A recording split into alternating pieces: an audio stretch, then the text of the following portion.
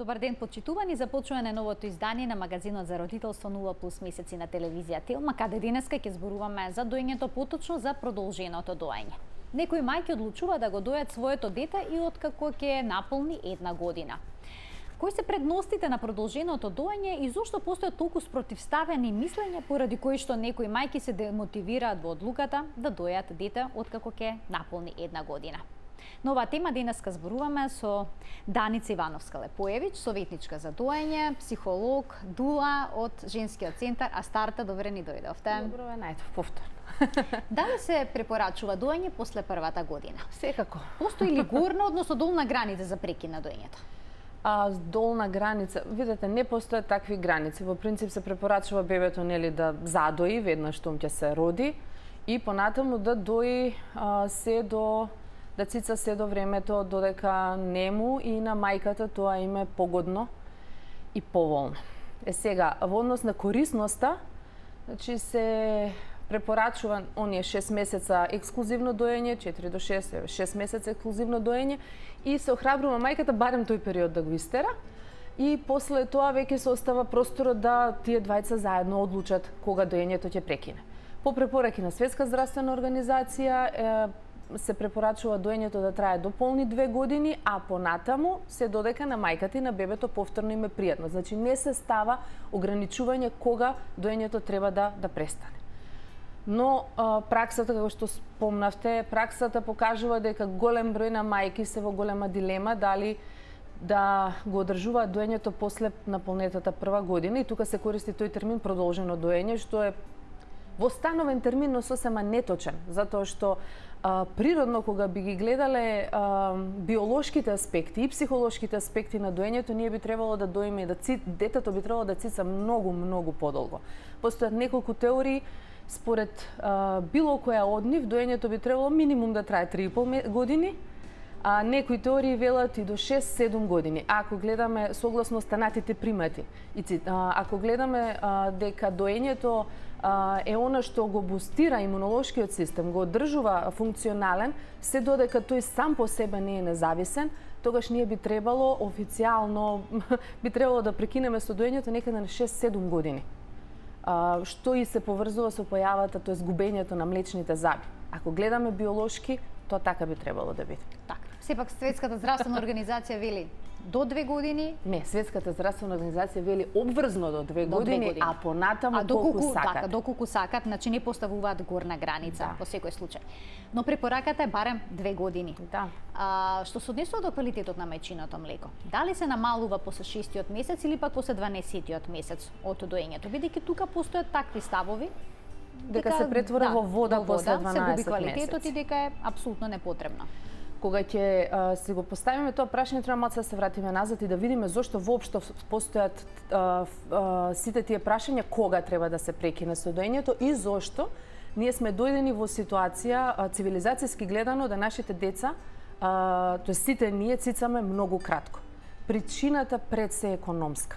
Значи настанувањето на индустријската револуција бара се поголем пазар на труд и мајките жените кои до тој момент сепак биле оставани дома и не работеле, наеднаш станале расположива работна сила. Ова знам дека звучи многу сурово, многу грубо и нехумано, но вистината е таа. Од тој момент наваму се почнуваат систематски притисоци врз човекот, не само врз мајката, систематски притисоци за да се скрати периодот на доењето за мајката да биде работоспособна што е можно побрзо. Така да многу добро се поставени економски, маркетиншки, понатаму и финансиски сите овие прашања, да нас ни стане многу нормално да почнеме да веруваме дека нешто со она што природата го востановила не е во ред. Мајчиното млеко е совршена субстанција. Телото на мајката е совршен организам кој е способен во секој момент да создаде млеко кое е најсоодветно за бебето. Значи не се губи квалитетот после 6-тиот месец, се модифицира. После 6-тиот месец почнуваат да недостасуваат, тоест да нема доволна количина на одредени елементи кои му се потреби на бебето, а ги нема во млекото и затоа тогаш воведуваме дохрана, за да може тие да се надокнадат. А после но млекото и понатаму останува квалитетно и соодветно на потребите на детето. Исто се случува и после 12-тиот месец. Напротив, тоа станува многу помасно, многу повеќе полно со имуноглобулини, многу повеќе делува на имунолошкиот состав на детето. Кога жената треба да појде на работа, всушност тука е најголемата дилема што понатаму, како да се дои детето откако жената ќе тргне на работа. Може ли да се најде некаков модус или пак сепак треба да се прекини, да се најде варијанта додека мајката не е дома со своето дете да му се понуди адаптирано млеко? Значи, ако мајката го дои детето, нема никаква потреба да се уфрла адаптирано млеко. Нема оправдување за тоа, освен ако не постои реална потреба дека мајката не обезбедува доволна количина од потребното. Истото важи и за кога мајката ќе тргне на работа. Сега проблемот е како да се ускладат сите нешта. Прво треба да се свати дека тоа е процес и дека таа промена со детето не треба да ја направиме нагло. Ако знаеме дека на негови 9, 8 или 12 месеци ние ќе тргнеме на работа, еден месец порано почнуваме да се подготвуваме за тоа нешто.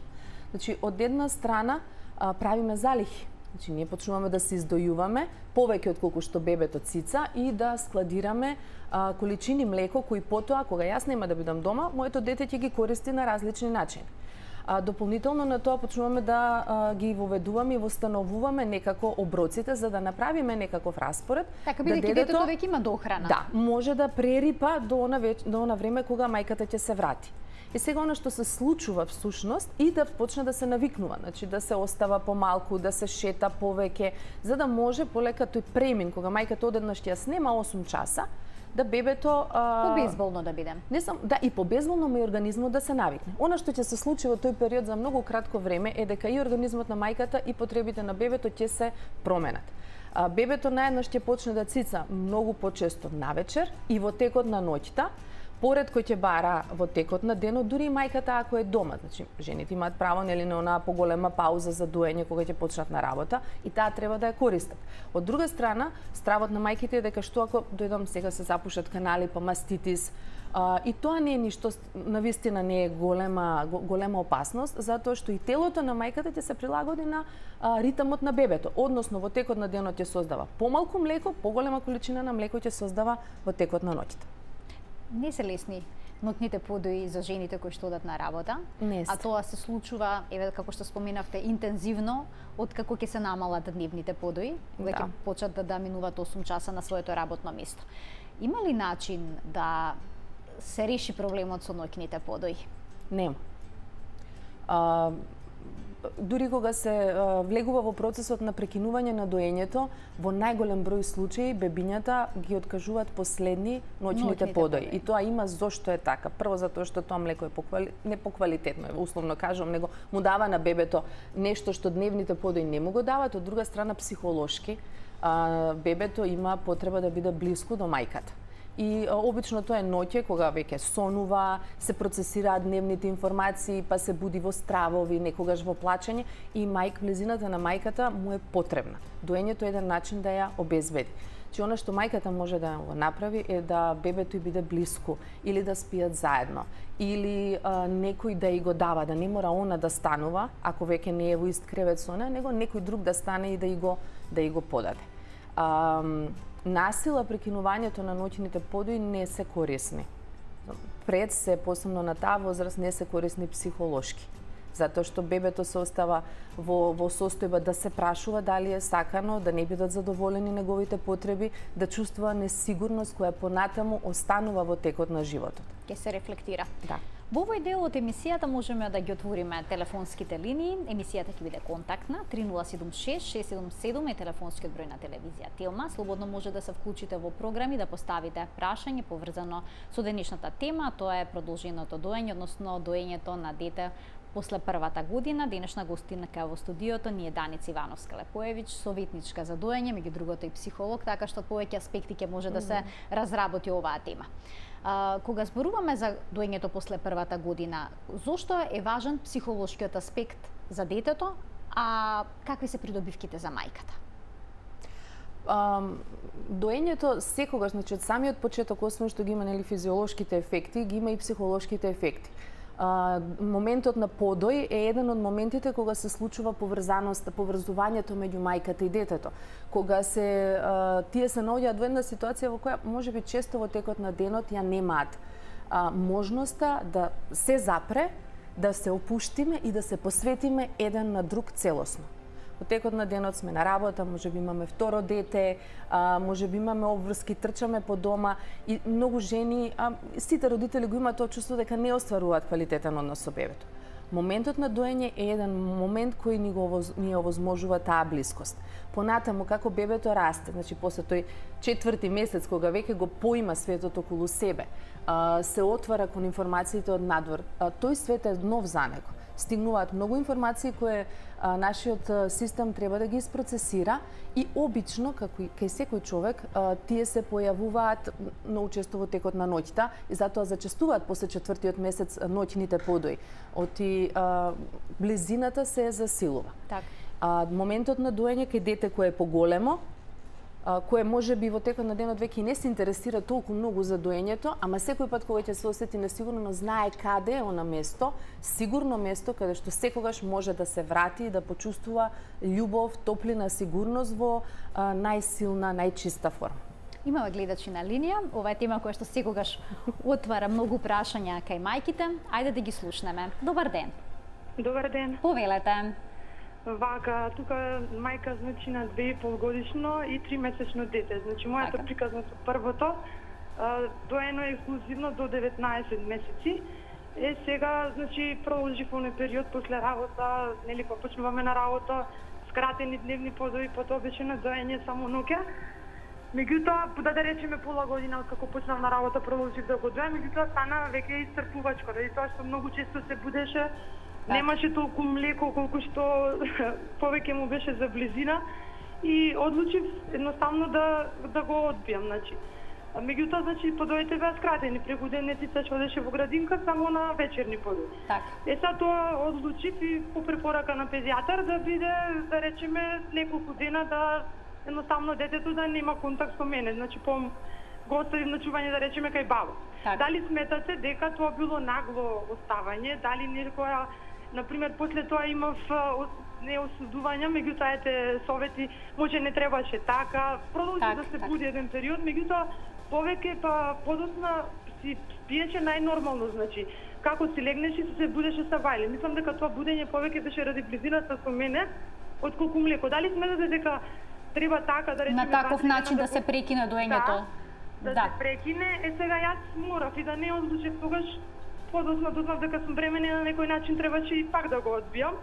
Сега викам, може требаше до 2 години, нели, препораките се до 2, меѓутоа јас се морав. Дали сметате дека тој начин едноставно уште и се случува некогаш во сон да се разбудиш, викате дали сонува нешто или некој кошмар ме бара мене, или викаат нагло го одби, паради тоа се уште демек така се чувствува као демек близина, може не требаше така. Ви благодарам што се јавивте. Ова е дилема на многу од мајките кои што ги одбиваат бебињата. Најчесто прашање е како да се одбие детето од доење и ова е препорака која што се добива многу често. Во прашањето на мајката беа спомнати неколку подпрашања и неколку различни аспекти. Само да не го заборавиме. Втората бременост не значи дека треба да се прекине доењето. Значи мајката доколку нема инаква препорака која што се менува во моментот. Значи не би требало да го прекине доењето, освен ако нема стварно некакви индикации дека тоа треба да се случи. Од друга страна, мајката може да остане бремена, да ја истера цела бременост, да го дои детето и понатаму да продолжи да дои во тандем бебенце, новороденче и поголемо дете. Друга работа во однос на прекинувањето. Сега, вака една работа што е многу важна, посебно кога ќе поминат сите овие фази, е мајката да не остане со чувството на вина дека направила нешто погрешно. Мајката што се јави кажа дека веќе станало премногу напорно за неа и ја донела одлуката да прекине. И тоа е сосема во ред, сосема легитимна одлука. И сега прашањето во однос на тоа како требало да се направи. Во принцип, препораката која ја добила дека треба бебето да се одвои од неа подолго време за да се прекине доењето не е добра препорака. Тоа не е без разлика дали бебето цица или не цица детето, не цица или не цица, таквото нагло одвојување на година и пол, на неколку дена од мајката, освен ако стварно нема големи причини за тоа нешто, генерално не е добра препорака. повторно ќе кажам, за да не биде сега чувството, сега што направив. Направено е. Тоа што се случило, секоја жена го направила најдоброто што го знаела во моментот. Согласно поддршката што ја имала, согласно незините познавања, она сигурно не одела во насока да го сега мене ми е кеф да прекинем и јас ќе направам што било без разлика како тоа ќе делува на детето. Значи, бебето, децата, тоа што исто едно грешно поимање е кога детето престанува да се буди ноќе. Голем дел од децата се будат ноќе до 4 до 5 години и тоа се будат по неколку пати за различни причини. Тоа не значи дека со детето нешто не е во ред. Тоа што детето продолжува да се буди после откажувањето не значи дека токму тие 3 дена направиле проблем. И сега ќе зборуваме генерално. Таквото оставање на детето за детето дава сигнал дека нешто не е во ред во односот меѓу него и мајката. И тоа го прима, навистина го прима болно. Дали понатаму ќе дава веднаш сигнали или не, тоа не можеме така да го видиме, нашата личност е многу покомплексна од тоа. Но е голем ризикот да остане чувството на отфрленост, чувството на несигурност, чувството дека живее во свет кој баш не е по негови мерки. Тоа понатаму останува. Но секогаш имаме простор да тоа некако го надминеме сега. Ајде да ги слушнеме прашањата и на останатите гледачи. Да, така е. Добар ден, повелете. Добар ден. Кој ни се јавува? Поздрав до гостинката. Благодарам. Мојата ситуација е следна. Треба да се вратам на работа со неполни 9 месеци. Меѓутоа ми е сменска работата, значи една недела сум една смена, следната сум втора смена и со пат сум ќе бидам отсутна негде околу 10 часа. Највише ми е страх од тоа дали може бебето само да се одбие и да не сака да сиса, бидејќи ме нема толку долго отсутна, ќе бидам подолго време, да, и дали тоа би влијаело на бидејќи ќе бидат подоите во различно време, нема да бидат секогаш во исто време. Така, бидејќи работите сменски. Така, ви благодарам за вклучувањето во програма. Пријатно. Тој ризик постои. Постои кај некои деца, кога ќе се зголеми периодот на неприсуство на мајката, постои можноста да целосно се одбијат од доење. Сега, различни карактери и различни природи има и кај самите дечиња. Она што мајката може да го направи е времето кога е дома да се обиде да го надокнади. Значи да биде многу со детето, да се гушкаат, да поминуваат време заедно во игра, во љубов, искажување и во доење. Ако грубо зборувајќи, детето ќе, она што го кажавме пред малце, ќе ги зачести вечерните подои и ноќните подои. Или кога ќе биде мајката втора смена, ќе дои од сабајле почесто и после тоа во текот на ноќта.